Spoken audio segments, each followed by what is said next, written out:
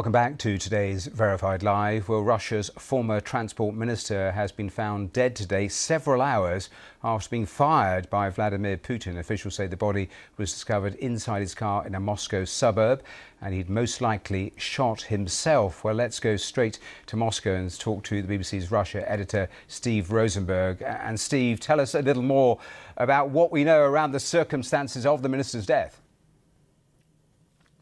This is all we know so far. So this morning, the Kremlin announced that the transport minister, Roman Starovoit, was sacked. A decree signed by President Putin appeared on the Kremlin website. Then President Putin appeared with Mr. Starovoit's replacement, the new acting transport minister, on Russian state television. This afternoon, the news broke that the former transport minister had been found dead in his car or near his car in a park on the edge of Moscow, reportedly with a pistol on the ground. And Russian investigators said an investigation had been launched. This was a suspected suicide, according to investigators. So quite dramatic turn of events today. First, the transport minister sacked and then found dead in the afternoon. I'm sure around the world, perhaps he's not a familiar name, but tell viewers a little more about him.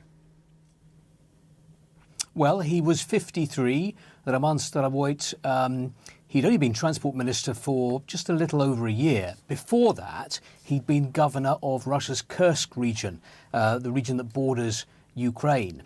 And interestingly, the man who succeeded him in that job, Alexei Smirnov, he was recently arrested and accused of large-scale fraud in connection with the construction of defensive fortifications on that Russia-Ukrainian border. Now, we don't know whether any of that case has anything to do with Mr. Starovoit. He hasn't publicly been implicated in that corruption case.